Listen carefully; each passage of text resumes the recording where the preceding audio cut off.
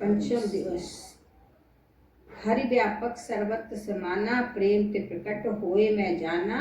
मोर वचन सबके मन माना, साधु साधु कर धर्म बखाना। आज 15 दिन की परिक्रमा ग्राम की ओर गति कर रही है। तब कुछ संघारक बातें आपके सामने इस व्यास गद्दी से रखी जा रही हैं। एकाग्रता से श्रवण करें। हमारे प्रिय संत ने अभी अभी मुझे व्यास गद्दी पर पूछा कि हो सके तो उसके बारे में कुछ कहे। संत को क्या जानना, लेकिन किसी के माध्यम बनकर वे बुलवा लेते हैं।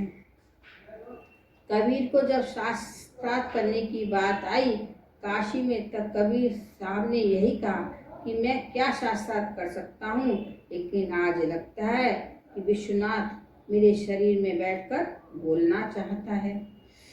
तो आज बड़ी अच्छी बात मेरे सामने अभी अभी रखी कि ब्रह्म संबंध और प्रेम संबंध में कोई तालमेल है। ये तो ऐसा विषय आ पड़ा।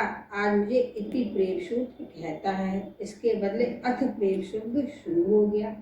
और यति तो कैसे कर सकते हैं, इसकी यति तो हो ही नहीं सकती। It is never enough. पूर्ण से पूर्ण ले लो तो भी पूर्ण से बचा रहता है। हम तो हमारी बिना संबंध में इतना ही कहेंगे, कोई भी संबंध बिना प्रेम से कभी पूर्ण होता ही नहीं। संबंध जब शब्द आता है तो बिना संबंध प्रेम कभी पूर्ण होता ही नहीं। संबंध शब्द यदि निकल जाए तो बात और है। देखो घोड़ा राग होता है, देखो थोड़ा राग होता है तो संबंध थोड़ा चलता है। थोड़ी कामना हो तो संबंध थोड़ा चलता है, थोड़ा स्वार्थ हो तो चलता है। लेकिन जब तक प्रेम की दशा नहीं आती तब तक कोई संबंध पूर्ण होता ही नहीं। इसलिए ब्रह्म संबंध में भी प्रेम आ ही जाता है, वरना वह ब्रह्म संबंध भी टिकाऊ नहीं हो सकता। भागवत जी में स्पष्ट कहा गया है कि परमात्मा के प्रेम के बिना शोभता, और उसी को तुलसीदास जी ने मानस में लिया है।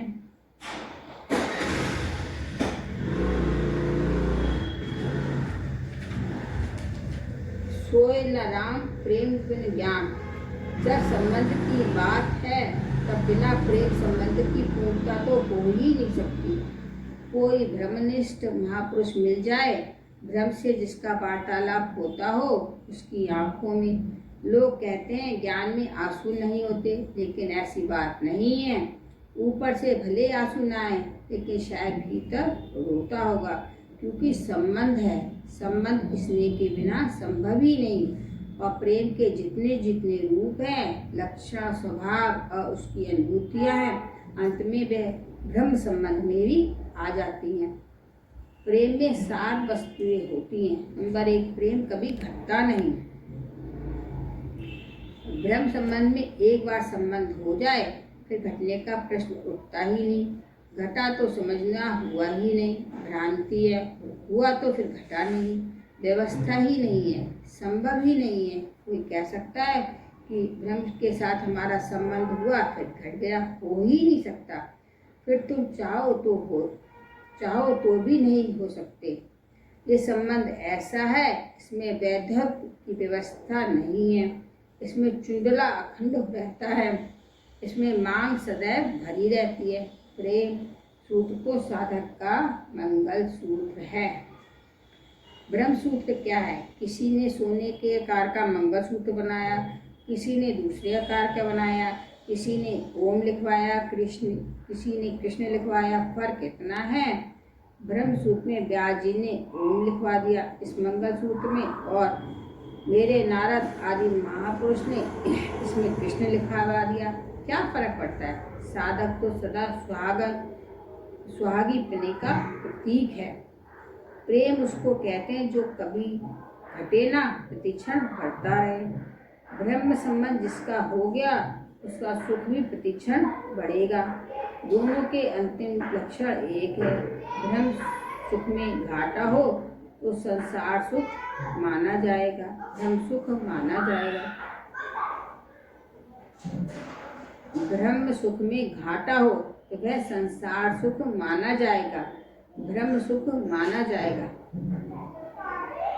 बताओ। प्रेम उसको कहते हैं जो कभी घटे ना प्रतिक्षण बढ़े।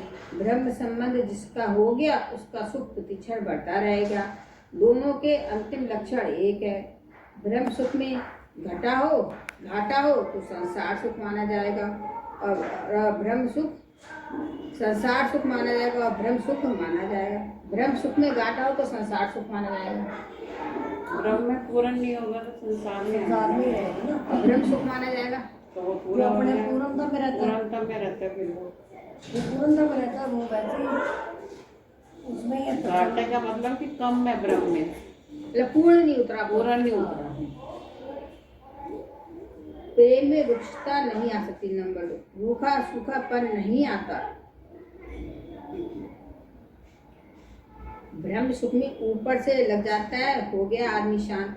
लेकिन सुख शब्द है जो कभी रसाता है ही होगा, लेकिन ये भीतरी है।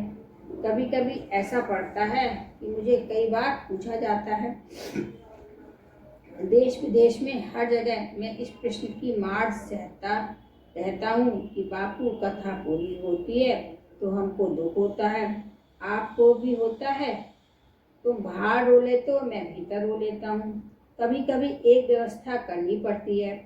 पत्थर में आग नहीं होती ऐसा मत समझना, कहीं भीतर सूक्ष्म आग छिपी है। देखो पूरा परिवार रोने लगा तो बाप को स्वस्थ रहना पड़ेगा, क्योंकि बाप सोचेगा यदि मैं व्यथित हो जाऊंगा तो पूरे परिवार को कौन संभालेगा।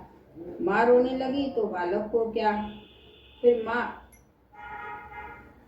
माँ पाला में मुंह छिपाकर किसी कोने में रो लेती है।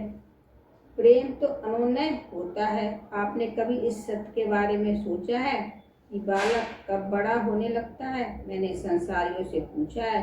हमारा आपका तो घर का मामला है, आप देखना ठीक से। बालक का बड़ा होना तब शुरू होता है जब माँ का दूध शरीर में आना बंद हो जाता है। ठीक से समझना इस बात को। दूध पीने से बालक, हाँ, शरीर पुष्ट होता है, लेकिन बालक जब तक दूध पीता है तब तक बालक ही रहता है। फिर उसको अपनी पुष्टि के लिए और साधन खोजने पड़ते हैं।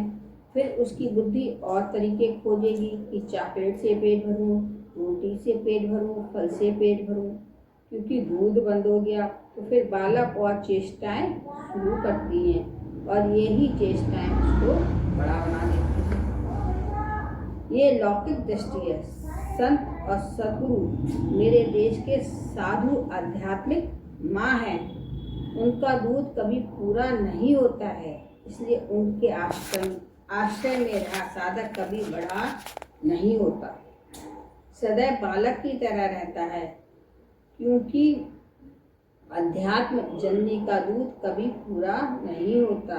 ये कोई संसार की माँ नहीं है कि उसका दूध पूरा हो जाए और बालक को कहीं हाथ फैलाना पड़े, कोई और प्रयास करना पड़े। इसलिए बार बार कहता हूँ, कोई ऐसे सद्गुरु की शरण में जाने के बाद तुम ऐसे शरणागत हो जाओ कि तुम्हें हर जगह हाथ फैलाना ना पड़े। कोई ऐसे क्षीर समुद्र के पास चले जाओ जो तुम्हें दूध भी दे, क्षीर भी दे और क्षीर शाही भी दे, तुम्हें कब्र भी दे और प्रेम और स्वाद परमात्मा भी दे। सद्गुरु आध्यात्मिक माँ है, उनका दूध कभी पूरा नहीं होता, इसलिए बालक सदैव मानसिक भाव से शरणागत रहता है। 90-100 साल की उम्र थी तो तुलसीदास जी अपने गुरु के पास कहते हैं, संत सरल चित जगत हित जानि स्वभाव स्नेहु, बाल विनय सुन करी कृपा राम चरित रत देहु। तो जो सुख शब्द है तो रस कहीं छिपा है। तो ऐसे प्रेम वृक्ष नहीं होता, ऐसे ब्रह्म सुख भी वृक्ष नहीं होते। बाहर से रहना पड़ता है, लेकिन भीतर से वह इस सुख का रस लेते हैं।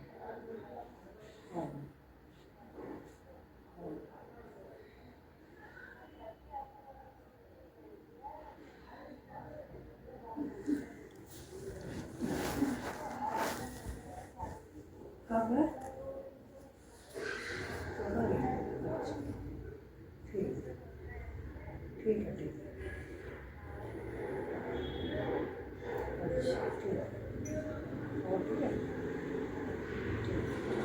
आज अच्छा ठीक।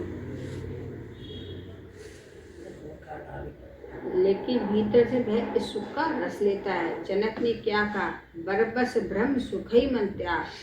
सुख ले रहा था ब्रह्म में, लेकिन आज प्रेम आ गया।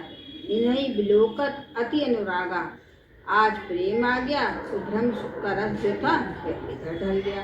नंबर 3, प्रेम में पूर्णता आने के बाद भी वक्रता रहती है। चंद्र के पूर्ण होने के बाद उसमें वक्रता नहीं दिखाई देती, लेकिन प्रेम चंद्र पूर्ण होने के बाद भी वक्रता का स्वभाव लिए हुए है, इसमें छेड़छाड़ होती है। लेकिन जब प्रेम संबंध होगा और ब्रह्म संबंध होगा तब छेड़छाड़ जगत नहीं करेगा। ब्रह्म संबंधी से छेड़छाड़ करेगा तो ब्रह्म संबंधी से ब्रह्म छेड़छाड़ करेगा। माँ तुम्हारा और हमारा डिस्टर्ब करना नहीं चल सकता। वहाँ ब्रह्म ज्ञानी को ब्रह्म छेड़छाड़ करता है। तो जब तो प्रेम ने छेड़छाड़ कर दी, वो आया था इस बस्ती में बड़े ज्ञान की पूंजी लेकर, लेकिन यहाँ से प्रेम ही उसका मजाक उड़ा दिया। वो मन्ना भेद अस्ति। तो ये 2 व्यवस्थाएं हैं। प्रेम में ब्रह्म के सिवा कोई डिस्टर्ब नहीं कर सकता और इसका प्रमाण मानस है। श्रुति क्षण प्रेम में डूब गया। भगवान राम का अपने प्रियतम के रूप में वहाँ दिखाई देने लगा और भगवान को लगा जरा डिस्टर्ब करे। हृदय चतुर्भुज रूप दिखावा, कर दिया विक्षिप्त उसको। चतुर्भुज रूप वह ब्रह्म वाला रूप दिखाया तो एकदम आदमी जाग गया। हमको ये पसंद नहीं, कौन छेड़छाड़ कर रहा है। और जब देखा तो सामने ठाकुर जी को देखा।